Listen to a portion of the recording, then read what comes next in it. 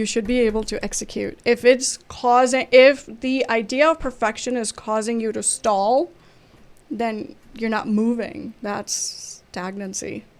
If these mics were not on an arm, that would be a mic drop moment. Thank you, Brian. I love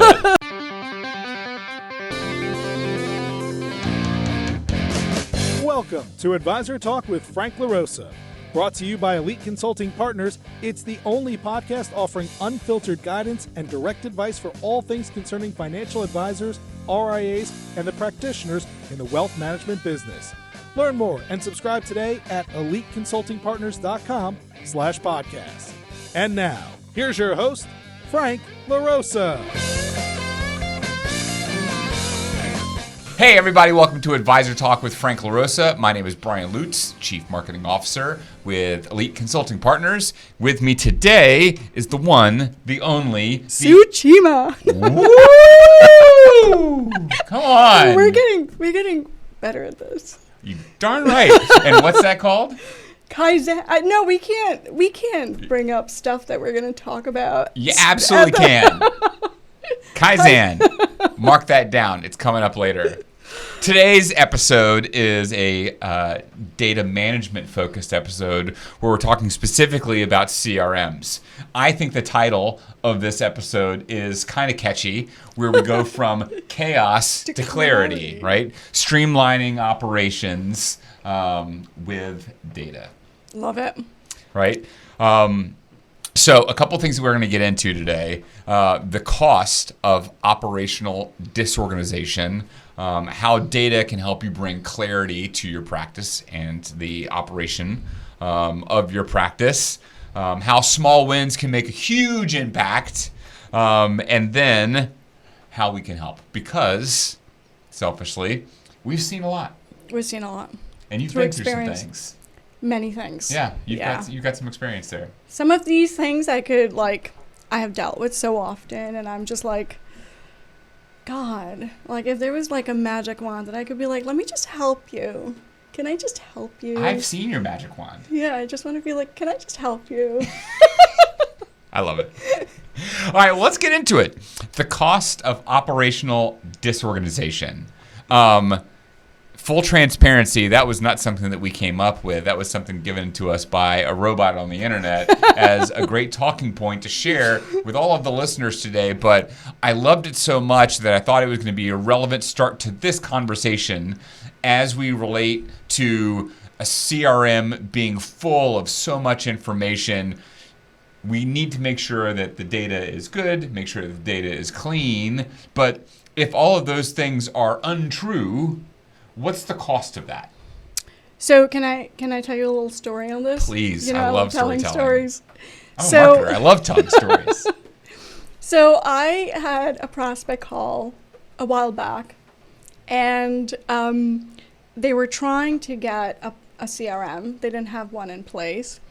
And their initial reluctancy to getting the recommended CRM was, I don't know, it's too costly. So I said to them, let's take a step back and gauge how many hours you're spending on this specific task. They couldn't come up with a number, so they said, you know what we'll do? Let's schedule a meeting a month out. We'll spend a month just kind of allocating the time, and we'll come back. So every time, by the way, because they didn't have a CRM, it was a higher up manager that was doing a lot of the work. And they were just kind of doing the work, and it was working, and they never really sat back and evaluated the efficiency out of that process. And so anyway, they came back. It took this person in a month. It took this person something ridiculous, like 200 hours, like a lot of time. And it almost made up for the cost of the platform if he had that time back. Meaning a human as a cost versus a system as a cost. Plus much more. Do the math on that. 200 hours, that's 50 hours a week for 4 weeks. That's 1 month's salary. 1 month's salary could have netted you, to your point, the cost of this CRM. Mm-hmm. And given his time back to do Lord knows whatever else. A lot more. His job, yeah. A lot more. And by the way, they didn't have this information up front, right? So they had to like take a step back, like, no, it's too costly, this and that. Meanwhile, they could make up for that cost in 1 month. Hello. That's a no-brainer. What are we talking about? I know. Right. So then what happened? Like, did they end up pulling the trigger? They bought the CRM. Love it. They bought the CRM. They implemented efficient. Like, they called me 6 months down the road because we were supporting them post-implementation. And they're like, we're able to do so much more with our clients. It was a CPA firm. We're able to do so much more with our clients, get like a lot of efficiency, don't miss any bill payments and stuff like that. They were loving it. I'm going to put you on the spot. So implementing the CRM. I shouldn't have told the story. No, I love that. I think this is such a great use case, though, and something that I think that everybody who listens to this podcast should be thinking about is the cost of inaction, right? So by not implementing the CRM, this high-level executive within the CPA firm spent an entire month, maybe longer, on doing a task that the CRM could have done for him. And the cost of this inaction was everything else that he should have been doing, right? Not to take away from the cost of being able to leave at a reasonable hour and spend time with his family, or to, have to continue to do work on the weekends. Chaos. It was chaos. Thus the name of the episode. Right. So where I'm going to put you on the spot is, after implementing the CRM, how much time do you think he was spending per month with the CRM doing its job? It came out to 10 hours per month. Get out of here. Well, remember, he was spending a lot of time looking for documents. And what we did is for each household, we put hyperlinks right into the household to each folder. He was living in the CRM. He wasn't missing any bill payments. He wasn't missing any tasks. He wasn't looking for stuff around. It was all centralized. Wow. That's what an enormous savings. Okay. And love by it. the way, simple implementation. Nothing ridiculous. No AI. Don't get me started. So, that's such a great story, but there's so many other pieces in terms of operational disorganization that we can talk about. The point that you made where he might have been doing manual processes. Another cost is the inconsistency or the human error element of doing a manual process. Do you want to hear about my bell curve? I'm going to just tee you up to tell stories this entire podcast. Gather around. Grandma's telling a story. Oh my God, Grandma. Okay, so I have this bell curve in my head, right? The longer hours you work, the less optimal you are. So let's say there's actually research that humans are capable of 4 hours of really high efficiency work, right? Yeah. So what happens after 4 hours is you slow down and you become less efficient. You're able to focus less. The longer you spend doing the same task, there is less and less and less until it just drops and you're making a lot of error. This is not like, I'm just not making this up. It's proven theory out there. Okay. Right? So some humans all right, will say, okay, instead of 4 hours, maybe it's 5 hours a day, maybe it's 6 hours a day. Most of us don't even get to 4 hours a day, right? But systems, if you just create automation, if you create the system they don't get exhausted, right? They don't have those human emotions, so they could keep going without human error. Do you know that's why they created the 8-hour workday? Really? That's right. Because you're productive for 4 hours, you take a break at lunch, you reset, and then you start over. Wait, do you fall asleep after that? What's that? For me, I just power down. It's I need to plug myself in. That explains a lot. No, but I think that's so important. And again, going back to the cost of disorganization, when you do manual processes, you're introducing an unnecessary risk of a miscalculation or misentering a data point that is either going to give you bad information or the unnecessary event where you have to go back and correct something. Or like, God forbid, you are exhausted and you have to make a payment for a client or on behalf of a client, or you're rebalancing, or you're doing something with numbers, like for your financial goals or whatever, right? You fat finger something, and that has high impact, right? Sure. High impact errors in financial services, not a good thing. Well, so let me bring up one more kind of use case on the cost of operational disorganization, and then we'll get rid of the doom and gloom. We'll talk about positive stuff. But I wasn't talking about doom and gloom. well, I mean, all of this stuff is kind of like, oh, geez, right? You're not efficient. It's reality. You're entering information incorrectly.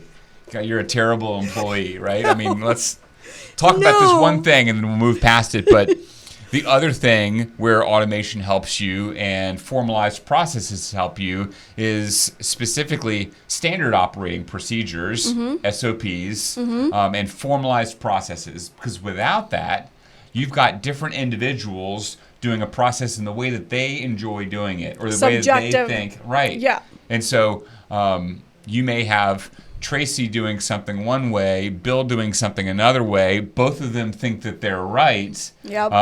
But both of them could also be wildly inefficient. I can give you examples of that. So when I worked at the RIA, we had standard processes around how the household were named in the CRM, or even with love notes. A good naming right? Naming convention. Yeah. It's like people don't think about it, but it like you look at a household and you know exactly, right? If it's a husband, spouse, head of household, primary signer, whatever it is, you can look at the name and you know exactly what it implies. Same thing with notes. You know if it's an annual review or just a check-in or vacation update, whatever it is, you could just subject like standard naming convention and it translates, or you know exactly what it means. Yep. I love that. Yeah. And simple so things. For the listening audience here, a naming convention is what? How you name something. Perfect. Thank you. Simple enough. Right. And the importance of that is everyone should be naming it the same thing. Consistency. Right. All right. So actually a really great segue into our next aspect, where the clouds are starting to part, the sun is coming through. The positivity. Right.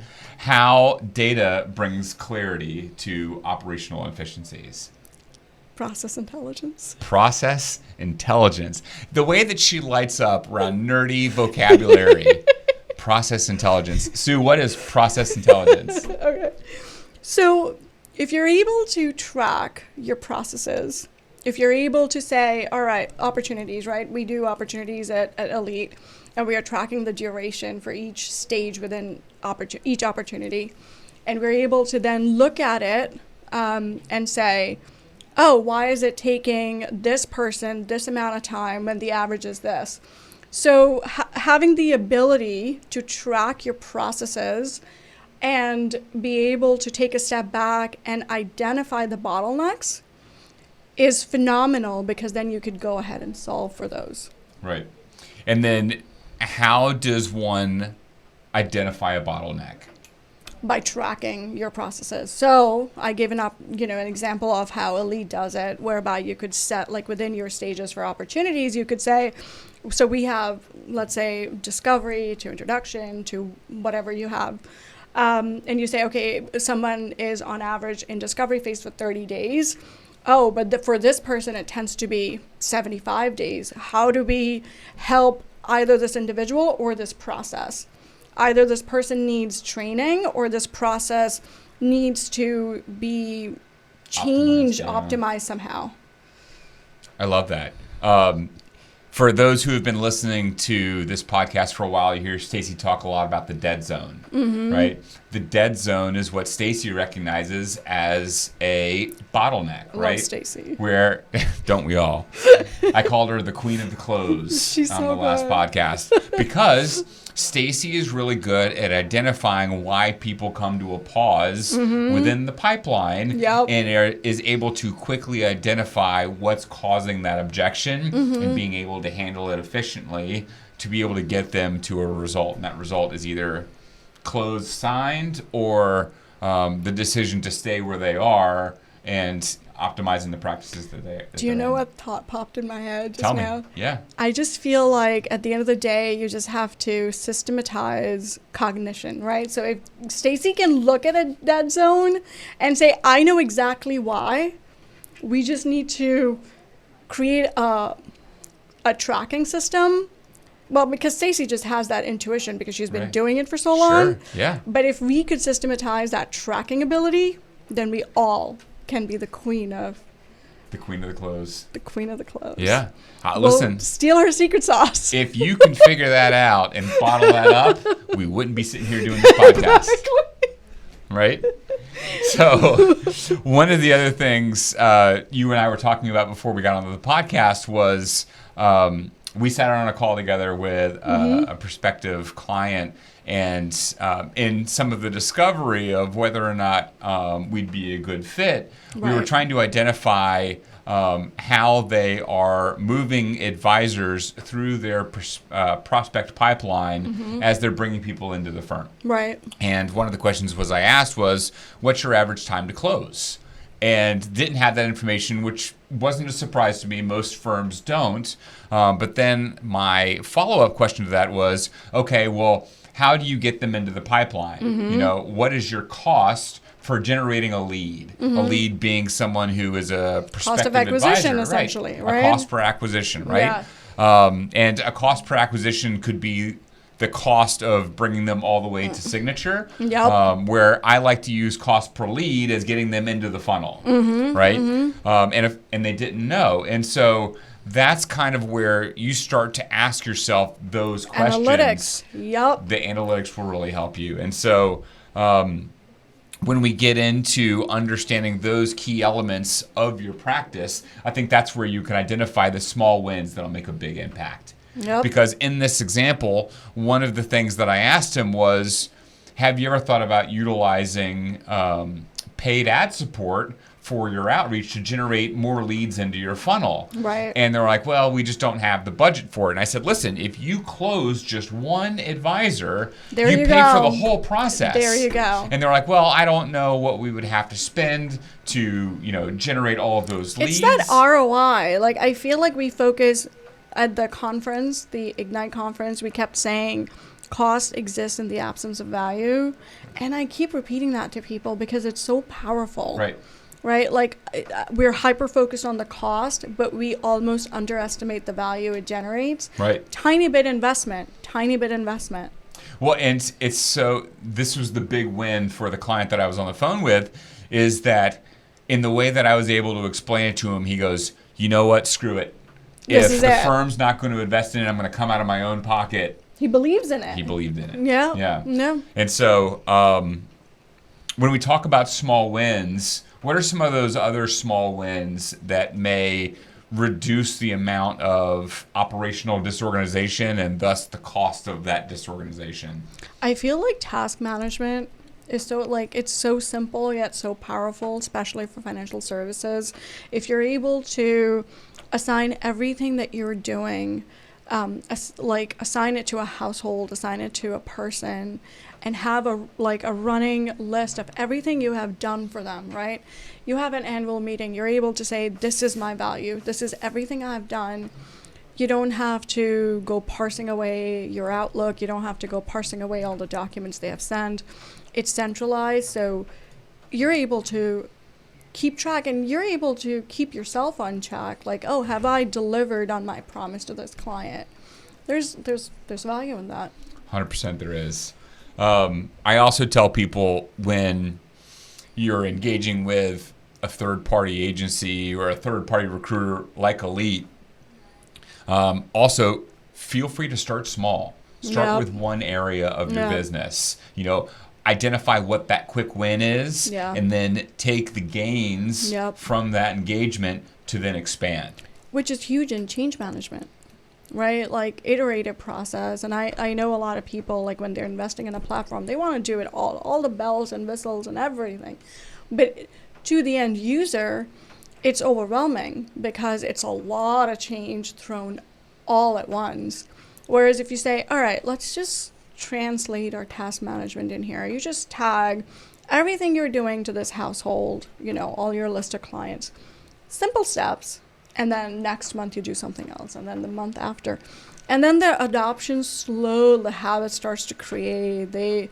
Whereas like oh my God, am I like doing everything? And I don't want to. And then it's a lot. So one of the things, what you just mentioned made me think about something else. One of the things we probably should have discussed when we were back on operational clarity is when you're looking at the data, and the example that you just gave is a great example. As you start identifying small things that are starting to you identify as wins, how often do you want to be looking at that data to either optimize or sign off to say, hey, we did it, that's achieved? Well, thank you for letting me use this word again, Brian. I'm going to use the word Kaizen. There it is. I told you we'd bring it back. So essentially, like in agile methodology, right? Like you want to constantly improve. Like you don't ever want to get stale. And that's why I believe in this iterative approach as well.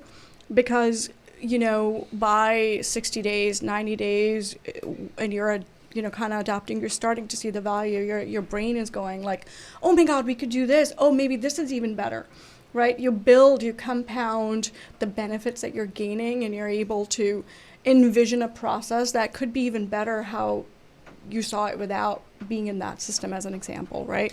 So ideally, you're constantly looking at your process and constantly reevaluating how you could do it better, because there isn't a state of perfection. It's only a state of progress.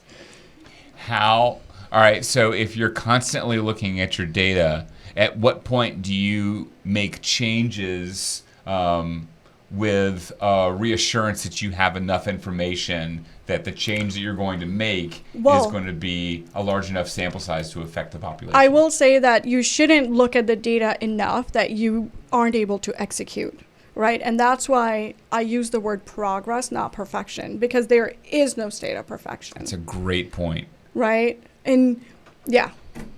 Progress, not perfection. Progress, because the moment you achieve your envisioned stage of perfection, you look back and you're like, oh, look, that guy's doing it even that much better. I want that. Right. And wait, so there is a state of progress. There's always a state of progress.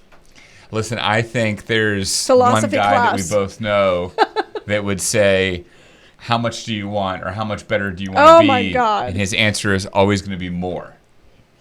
So you should be able to execute. If the idea of perfection is causing you to stall, then you're not moving. That's stagnancy.